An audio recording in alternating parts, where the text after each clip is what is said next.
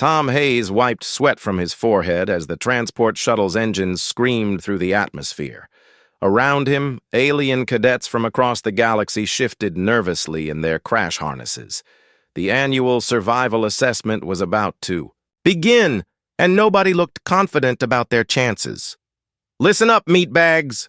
Commander Brix's gravelly voice cut through the engine noise.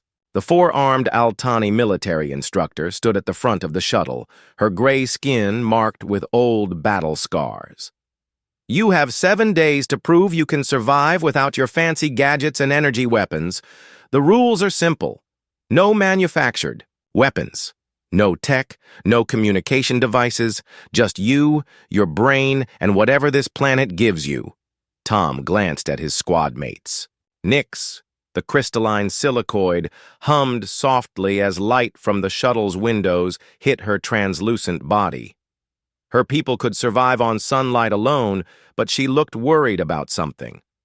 Roll, the massive ursine, flexed his clawed hands nervously. His thick brown fur covered muscles that could crush steel, but his small black eyes showed uncertainty. Dell, the quick-moving saurid, kept flicking her forked tongue in and out, tasting the recycled air for information that wasn't there. "The planet below is designated Training World 7, Brix continued.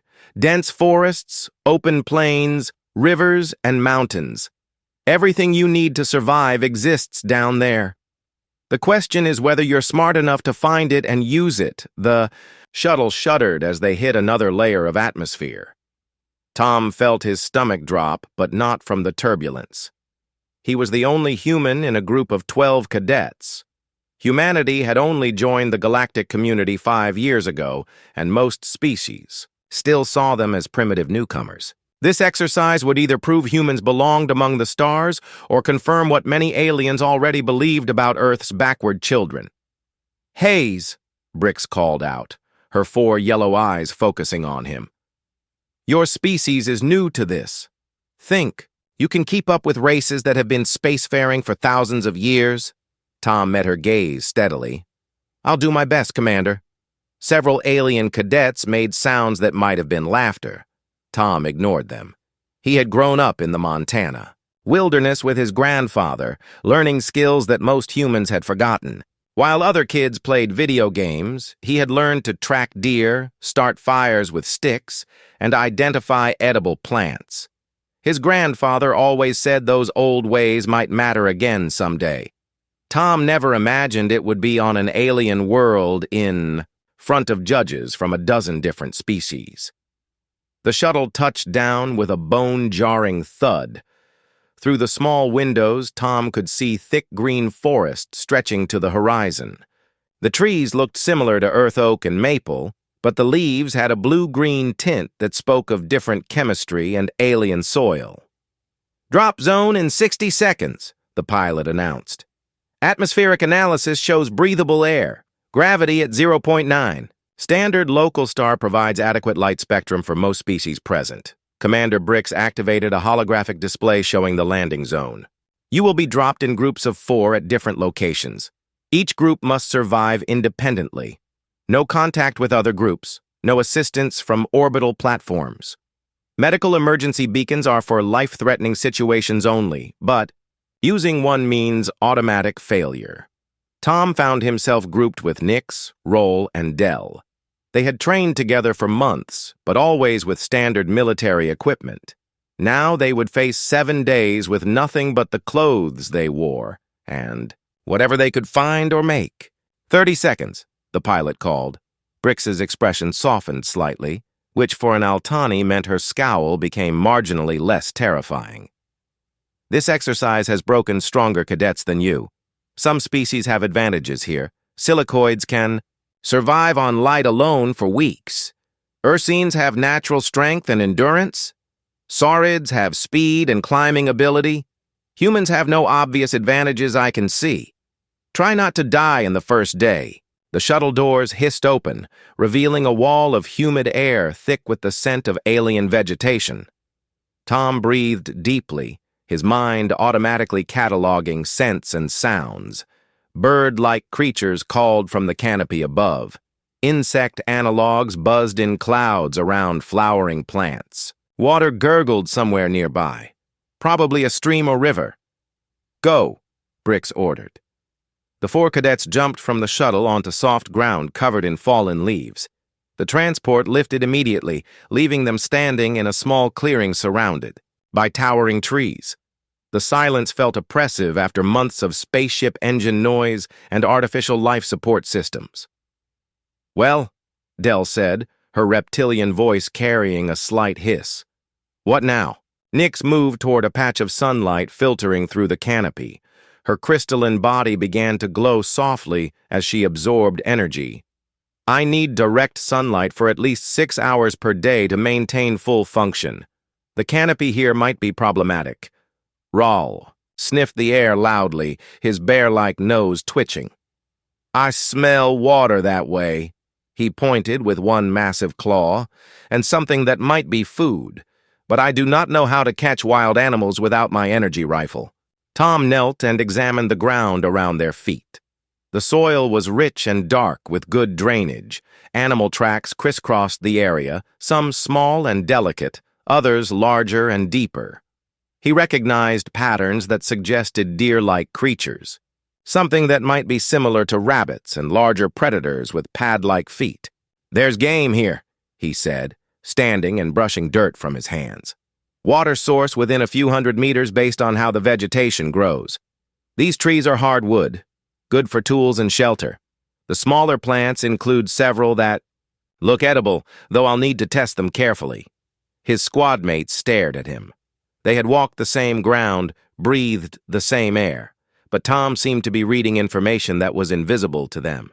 "How do you know all that from just looking at dirt?" Del asked. Tom smiled, feeling confident for the first time since boarding the shuttle. "My grandfather taught me that everything in nature tells a story. You just have to know how to read it. And humans have been reading these stories for a very long time." The afternoon sun beat down on the small clearing where Tom's squad had decided to set up camp. While his alien squad mates struggled with basic survival tasks, Tom moved through the forest like he belonged there. He tested tree branches by bending them, knocked on trunks to hear the hollow sound of dead wood, and examined bark patterns with the focus of a scientist. Nyx had found a sunny spot but complained constantly about the filtered light. Her crystalline body glowed dimly as she tried to absorb enough energy to function. "The canopy blocks too much spectrum. I am operating at 60% efficiency." Rawl had attempted to build a shelter by breaking branches with his massive strength, but the result looked more like a pile of broken sticks than anything useful. Sweat matted his thick fur despite the cool forest air. "These trees are too flexible.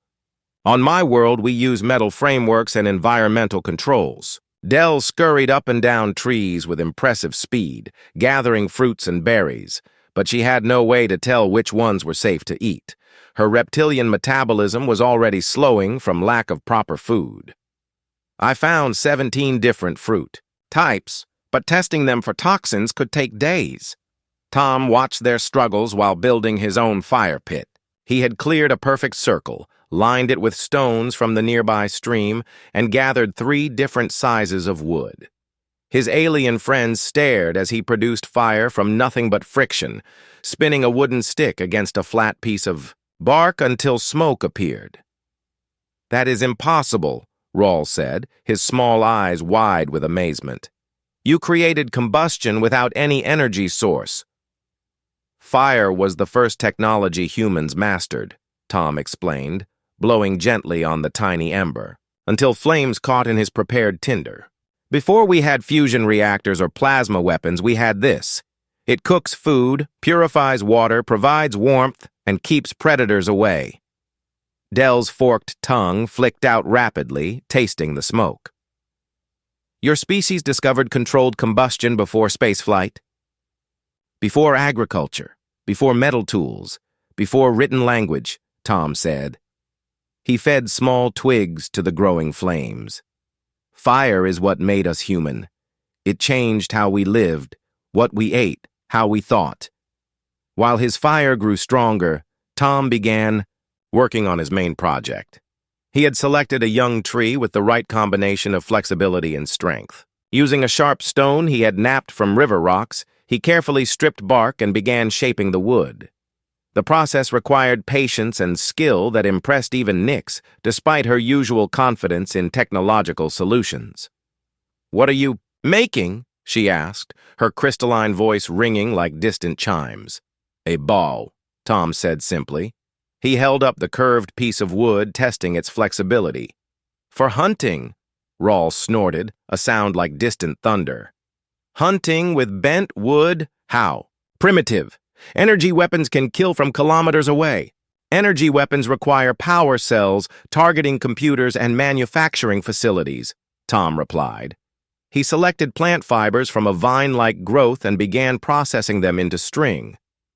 "This requires wood, plant fiber, and knowledge. Everything I need is growing around us."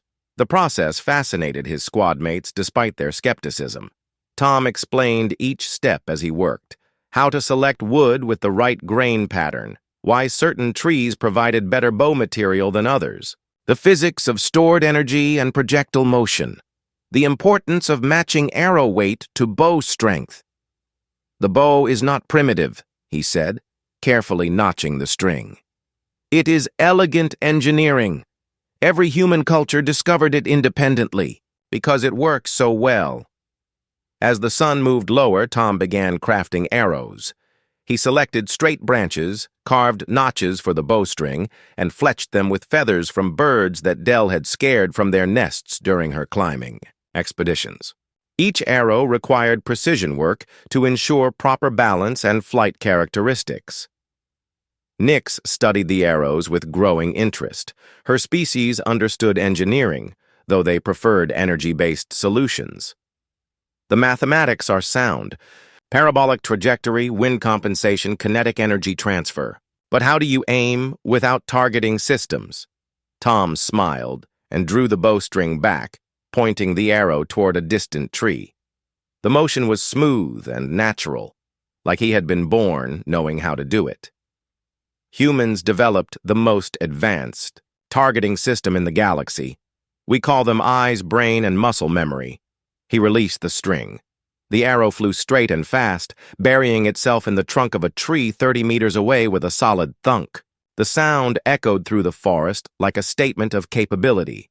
Dell's reptilian jaw dropped open. "You hit exactly where you aimed." "Practice," Tom said. He knocked another arrow and drew the bow again. "My grandfather started teaching me when I was 6 years old. 20 years of practice makes it automatic." Rawl approached the target tree and examined the arrow. It had penetrated deep into the wood, driven by forces that his technological mindset had never considered. "This could kill large animals?" "Humans hunted everything from rabbits to mammoths with bows like this," Tom said. "Before we reached the stars, we conquered our entire planet using tools we made with our hands." The afternoon light was failing when Tom finally pronounced his bow ready for hunting. The weapon looked crude compared to the sleek energy rifles they trained with at the academy, but there was something about its simple functionality that impressed even the skeptical aliens. Commander Brix's voice crackled from the emergency communicator each team carried for life-threatening situations. It was time for the daily check-in, broadcast to all teams simultaneously. Day 1 progress report.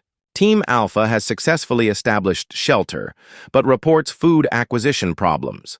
Team Beta requested medical evacuation after consuming toxic vegetation. Team Delta has found water, but failed to create fire. Team Gamma reports adequate progress on basic survival needs. Tom's team was Gamma. They had done more than adequate, though Tom was not sure his squad mates fully understood what they had accomplished. They had fire, shelter, clean water, and now a hunting weapon. Most importantly, they had begun to understand that survival was not about having the best technology, but about understanding how to work with what nature provided. As darkness settled over the forest, Tom strung his bow one final time and checked his arrows. Tomorrow would bring the real test. His alien friends were still alive, but they were not thriving. They needed protein, proper nutrition, and the confidence that came from successfully adapting to an environment that had initially seemed hostile. "Tomorrow we hunt," he told them as they settled around the fire. "And you will see why humans survived long enough to reach the stars." Dawn broke gray and misty through the forest canopy, casting long shadows across the alien landscape. Tom woke before his squad mates, as he always did. Years of camping with his grandfather had taught him to read the subtle changes in bird calls and insect sounds that marked the transition from night to day. This was the best time for hunting, when prey animals moved to water sources and feeding grounds. His alien squad mates were struggling more than they wanted to admit. Nix's crystalline body had dimmed overnight without adequate sunlight absorption. She moved slowly, her usual musical voice reduced to whispered tones. Rawl had eaten some of the questionable berries Dell had gathered, and his massive frame shook with stomach cramps. Dell herself was barely functional, her cold-blooded metabolism slowed by the cool morning air. "We need food today," Tom said quietly, checking his bowstring for proper tension. "Real food, not just berries and hope." Rawl groaned from where he lay curled around his aching belly. "On my homeworld, we eliminated hunger centuries ago. Food dispensers provide perfect nutrition automatically." "Food dispensers don't exist in survival situations," Tom replied.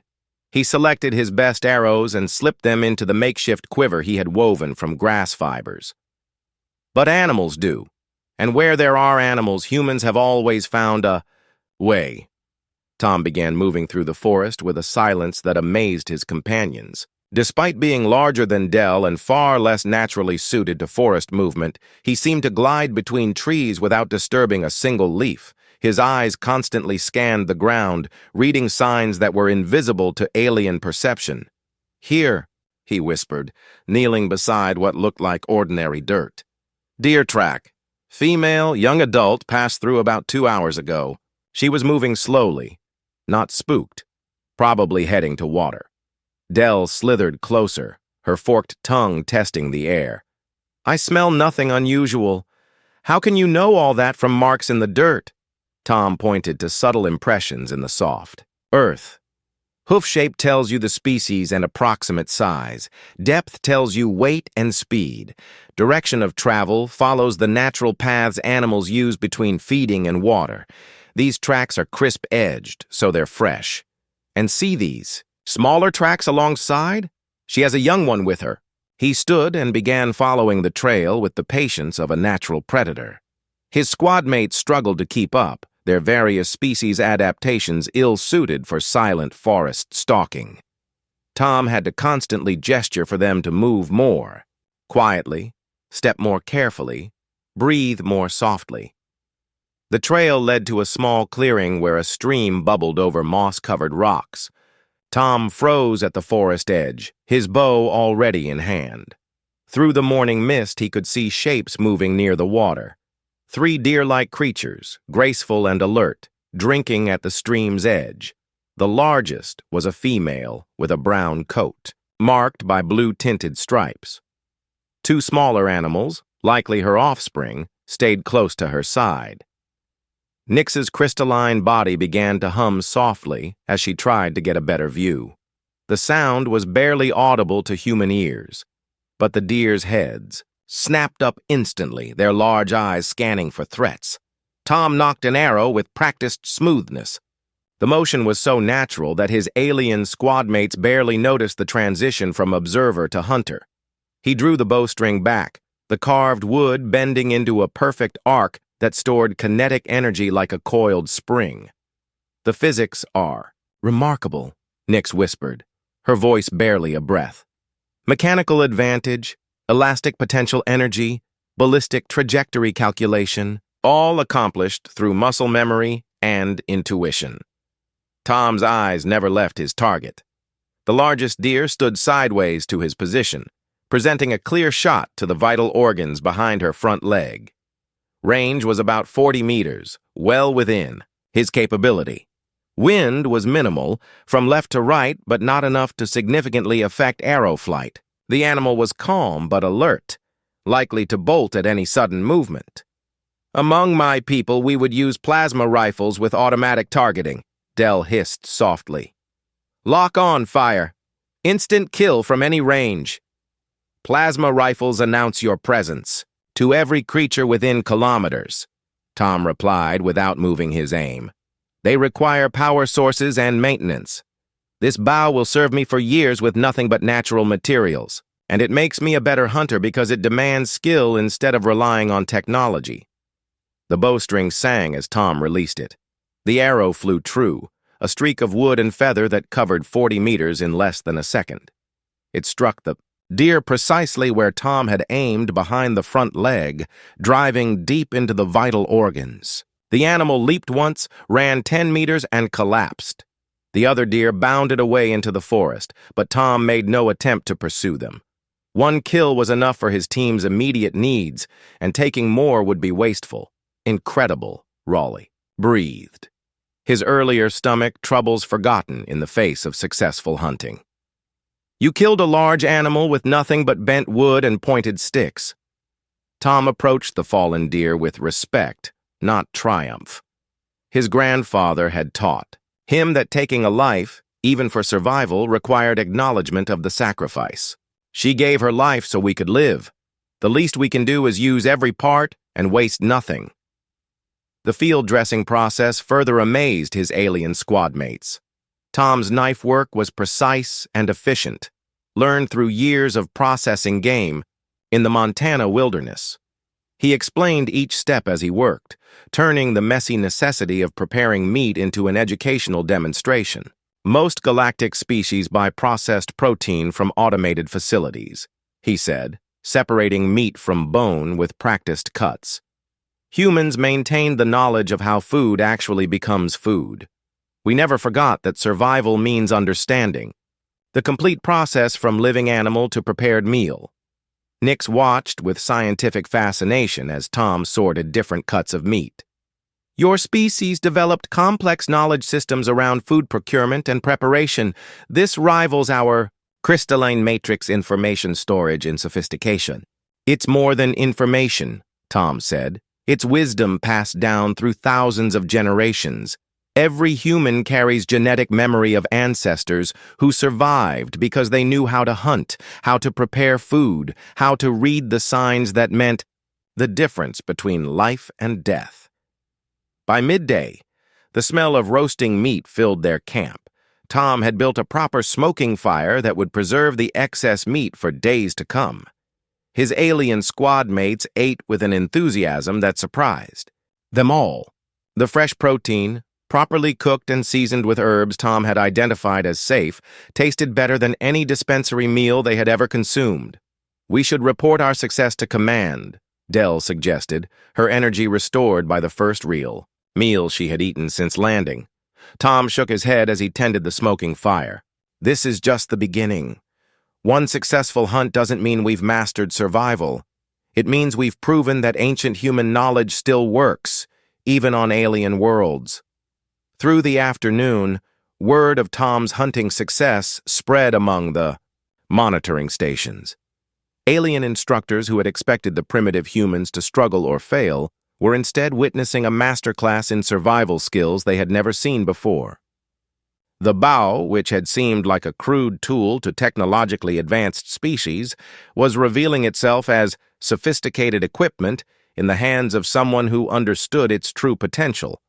As evening approached, Tom prepared for another hunt. The morning's success had fed his team, but he knew that consistent food procurement was what separated survivors from casualties. His squad mates watched with growing respect as he selected different arrows for different potential targets, adjusted his bow for changing wind conditions, and began reading the forest signs that would guide him to tomorrow's opportunities.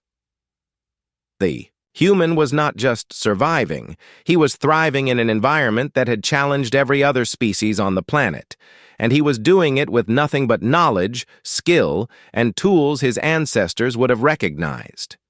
The third day brought rain, and with it, a crisis that tested everything Tom's squad had learned about survival. Water poured from gray clouds in steady sheets that turned the forest floor into a maze of slippery mud and hidden obstacles. Most of the other teams had requested emergency evacuation as their improvised shelters collapsed and their gear was destroyed by the unexpected weather. Tom's team stayed dry and comfortable in the lean-to shelter he had built against a large boulder. The structure used interwoven branches and layered bark to shed water like a roof, while the stone backdrop provided insulation and reflected heat from their central fire pit. His alien squad mates marveled at how someone without advanced engineering training could create such effective protection from natural materials. "How did you know it would rain?" Nix asked. Her crystalline body glowed more brightly in the shelter, finally receiving proper rest after days of inadequate sunlight absorption. Tom gestured toward the forest around them. The birds changed their behavior yesterday evening, flying lower, calling less frequently. The wind shifted from southwest to northeast, bringing moisture from the ocean. Air pressure dropped, which you can feel once you learn to pay attention. These signs are universal, even on alien worlds. Roll stretched his massive frame in the warm, dry space. His stomach troubles had disappeared completely after 2 days of properly cooked meat, and his natural ursine strength was finally serving him well in the survival environment. "My people abandoned weather prediction when we developed atmospheric processors. We simply control our planet's climate instead of adapting to it. Climate control works until the machines break down," Tom said, feeding another stick to their fire. "Adaptation works forever." Dell had been practicing the stealth movement techniques Tom showed her, and her natural speed combined with human hunting knowledge made her an effective scout. She slithered into the shelter carrying disturbing news. "I found Team Beta's abandoned campsite. They lasted less than a day after the rain started. Their emergency beacon activated this morning." The news was sobering. Tom's success had made survival seem almost easy, but the other team's failures reminded them all how quickly things could go wrong without proper knowledge and preparation. "We should help the others," Nix suggested. Her crystalline voice carried genuine concern for their fellow cadets. "Share what Tom has taught us." Tom considered this carefully. The survival exercise was technically individual competition, but his grandfather had taught him that humans succeeded through cooperation and shared knowledge. It was one of their species' greatest advantages, and perhaps it was time to demonstrate that strength. "All right," he decided, "but we do it safely. We maintain our own camp as base, and we teach skills instead of just giving away supplies." Over. The next 2 days, Tom's shelter became an unofficial survival school. Teams that had not yet been evacuated began arriving, drawn by reports of the human success and the smell of properly cooked food. Tom found himself teaching skills that his grandfather had passed down, knowledge that had kept humans alive through ice ages and continental migrations. He showed a group of insectoid mantids how to identify edible plants by examining leaf patterns and growth habits. Their compound eyes could see details invisible to other species, but they had never learned what those details meant in terms of nutrition and safety. "Every plant tells you whether it is safe to eat," Tom explained, holding up various leaves and roots. Smooth, waxy leaves often indicate toxins. Plants with milky sap are usually dangerous, but segmented roots and compound leaves often mean good nutrition. Your species has the best eyes in the galaxy. You just need to learn what to look for. A pair of aquatic cetaceans had nearly died from dehydration because they did not understand how to purify groundwater. Tom taught them to build simple but effective filtration systems using sand, charcoal, and cloth. The process removed both particulates and biological contaminants, producing clean drinking water from any source. "Water purification was one of the first technologies humans developed after fire," he said, demonstrating the layered filtration process. "Clean water prevents more deaths than weapons ever cause. Your people rule the oceans, but oceans have natural filtration. Here you have to create your own. The most difficult students were a group of energy-based beings called luminants. They existed primarily as organized light patterns and had trouble understanding physical tool use at all. Tom spent hours teaching them how to manipulate matter, indirectly, using focused light beams to heat stones, start fires, and even cut wood. Your people think in terms of energy manipulation, he said, watching them practice lighting tinder with concentrated beams. But energy and matter are just different states of the same thing. You can affect the physical world more powerfully than any other species if you understand the conversion principles. Word of the humans' impromptu survival school reached the orbital monitoring stations, where alien instructors watched with growing amazement. Species that had been spacefaring for millennia were learning fundamental survival skills from a representative of a race that had only joined the galactic community 5 years earlier. Commander Brix herself took a shuttle down to observe Tom's, teaching methods firsthand. She arrived to find representatives of 8 different species gathered around his fire, practicing skills their civilizations had forgotten centuries ago. "Hayes," she called out in her gravelly Altani voice. "What exactly do you think you are doing?" Tom looked up from where he was teaching a group of silicon-based rocklings how to nap stone tools. Their naturally hard appendages made them ideal for stoneworking, but they had never considered using rocks as anything other than building materials. "Teaching survival skills, Commander. The exercise parameters never said we couldn't share knowledge." Brix studied the scene with her 4 yellow eyes. Every species present was not only surviving but thriving under human instruction. They had gone from barely meeting basic needs to developing sophisticated resource management and environmental adaptation skills. "And why are you teaching potential competitors?" she asked. Tom smiled, the same expression his grandfather used when passing on particularly important lessons, because that's what humans do. We survive by making sure everyone survives. A group of well-trained individuals is stronger than any single expert. When humans faced extinction events on Earth, we didn't survive by being the strongest or fastest. We survived by sharing knowledge and working together. The Altani commander walked through the camp, examining the tools, shelters, and food preparation areas that had been established under Tom's guidance. Everything showed evidence of sophisticated understanding applied through simple techniques. "Your species has been underestimated," Brix admitted finally.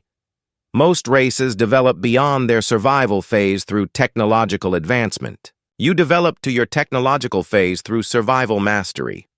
Tom nodded as he helped a young mantid properly grip a bow he had crafted for her specific physiology. "Technology serves us, Commander. We don't serve it. That means we can survive and thrive in any environment with or without advanced equipment." As the sun set on the 4th day of the exercise, Tom's informal survival school had become the most successful group operation in the assessment's history. Species that had never cooperated before were sharing resources and knowledge. Individuals who had struggled alone were thriving as part of a larger community. But the real revelation was yet to come. Tom's greatest demonstration of human capability would arrive with the next day's sunset hunt, when he would push his improvised equipment and ancient skills to their absolute limits. The final day's evaluation period approached like a gathering storm, and Tom knew this hunt would determine more than just his team's survival rating. Representatives from dozens of species now watched from hidden positions, their advanced monitoring. Equipment recording every movement as he prepared for what had become known throughout the exercise as the Sunset Challenge. The target was ambitious beyond anything attempted so far.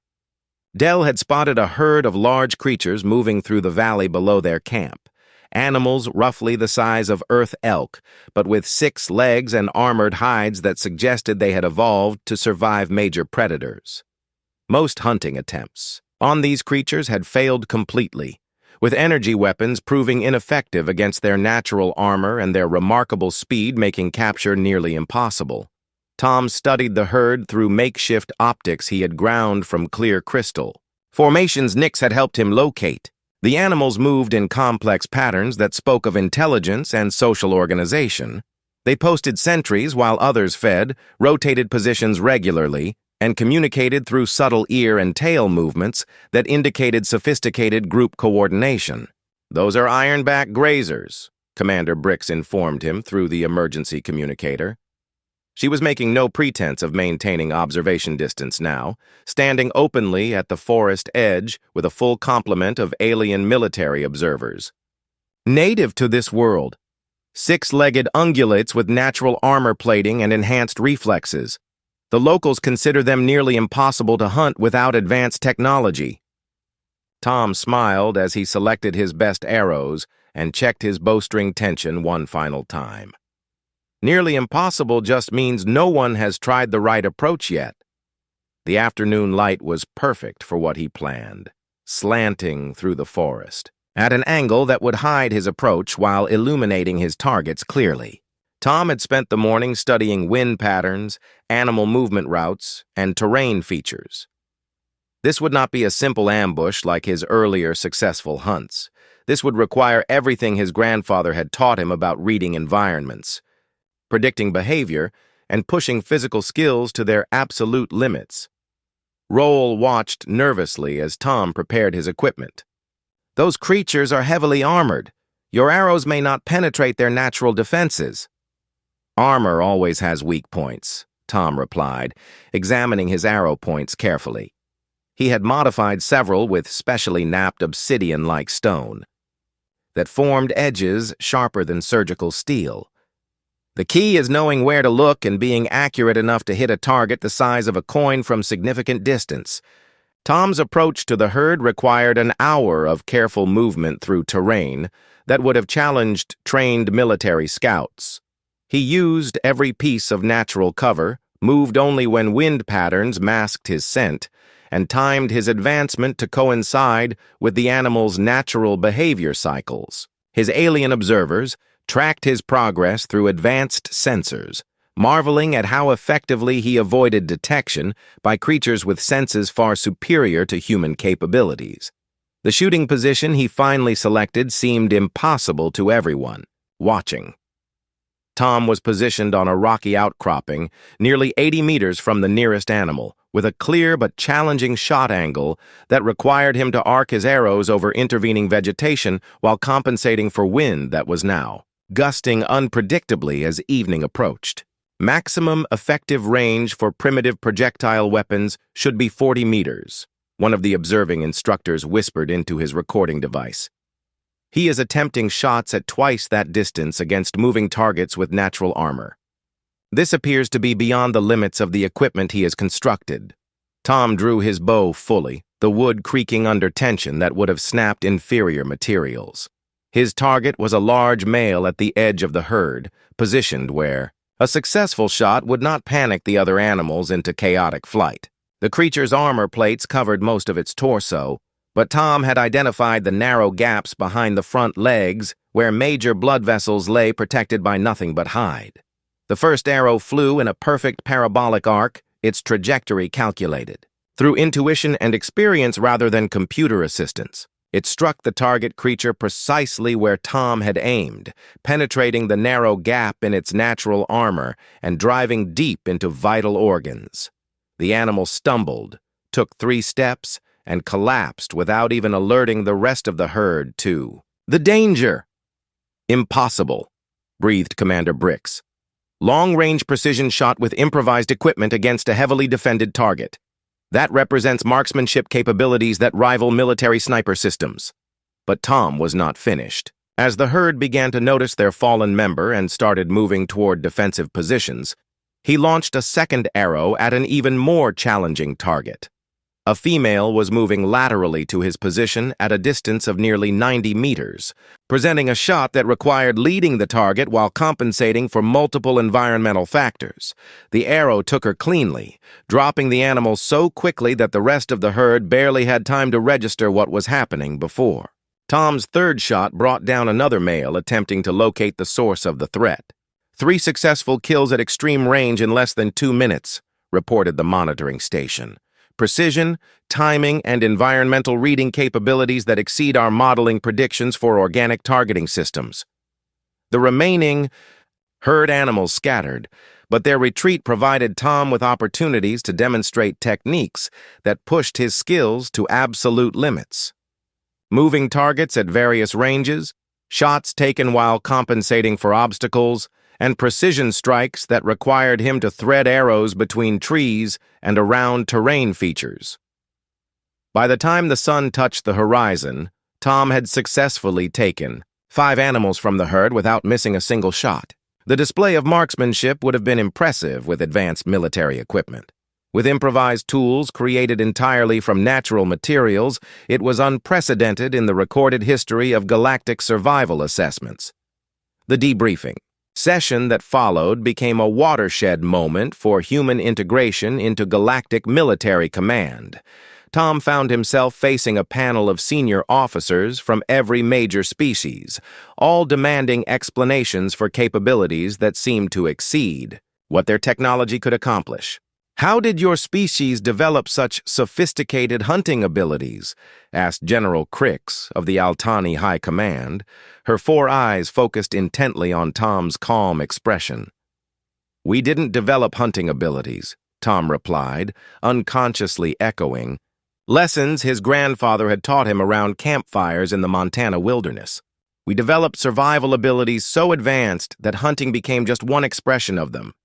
Every human tool, from the simplest knife to the most complex starship, represents a continuous chain of adaptation stretching back millions of years." Admiral Tess of the Crystalline Confederation leaned forward, her faceted body reflecting the briefing room's lights in complex patterns. "Explain this chain of adaptation. How does primitive hunting relate to advanced technology?" Tom gestured toward the bow he had brought to the debriefing, the weapon that had performed impossibly well against creatures that should have been beyond its capabilities. "This bow embodies 10,000 years of human innovation. Every generation made tiny improvements that accumulated into sophisticated engineering. Better wood selection, improved string materials, more efficient arrow designs. We didn't just use tools, we evolved with them." Commander Brix activated a holographic display showing footage from the sunset hunt. The recordings captured Tom's shots in slow motion, revealing the precise physics calculations required for each successful strike. These targeting solutions required real-time analysis of wind speed, trajectory arc, target movement prediction, and environmental compensation. "How did you perform these calculations without computer assistance?" "Humans don't calculate," Tom said simply. "We feel."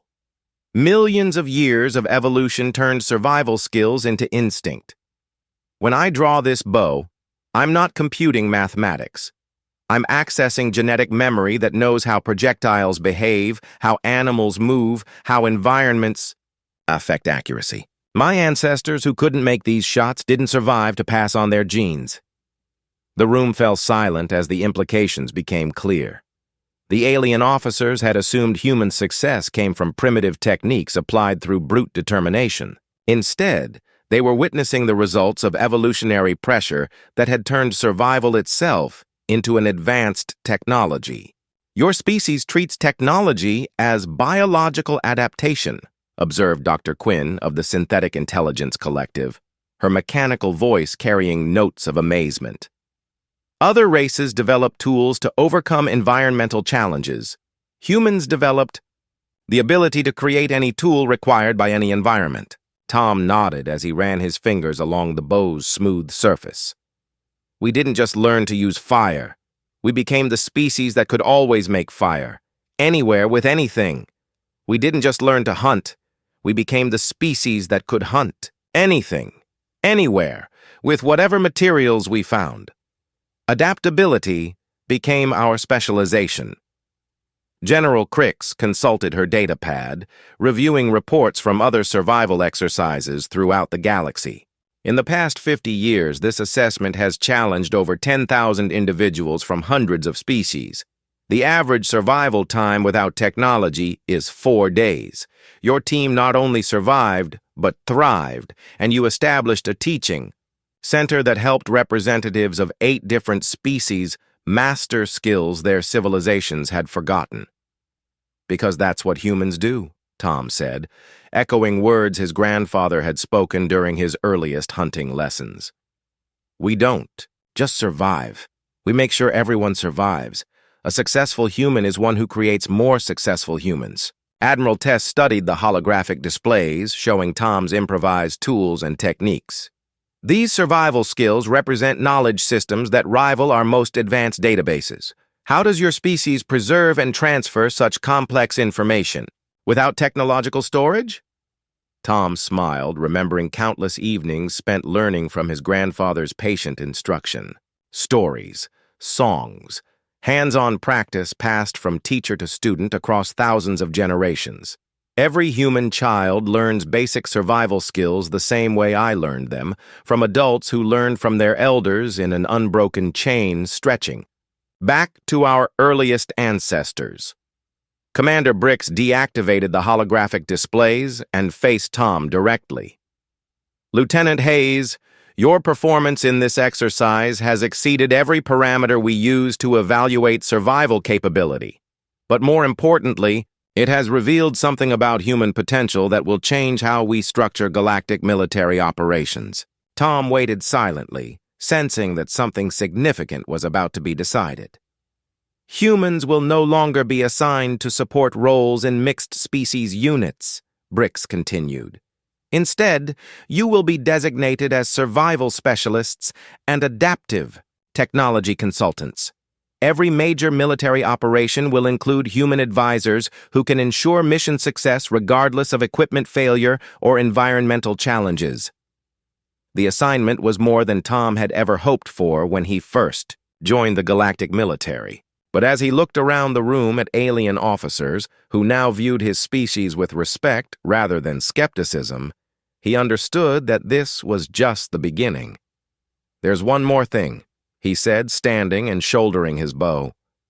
Everything I demonstrated here represents basic human survival knowledge, what I learned from my grandfather during childhood camping trips. There are humans on Earth who make me look like a beginner. Mountain men who can survive in conditions that would kill most species. Arctic hunters who can read ice conditions by sound and smell. Desert guides who can find water in environments that appear completely barren. The alien officers exchanged glances that spoke of plans being reconsidered and assumptions being revised. If this is basic knowledge, General Crix asked carefully, what would advanced human survival capabilities look like? Tom smiled as he walked toward the briefing room exit, where his squad mates waited to congratulate him on their shared success. I guess you'll find out when you meet the rest of my species. The sunset hunt had ended with more than successful marksmanship. It had ended with the galaxy beginning to understand that humanity's greatest weapon was not any technology they could build, but their ability to adapt, survive, and thrive in any environment they encountered.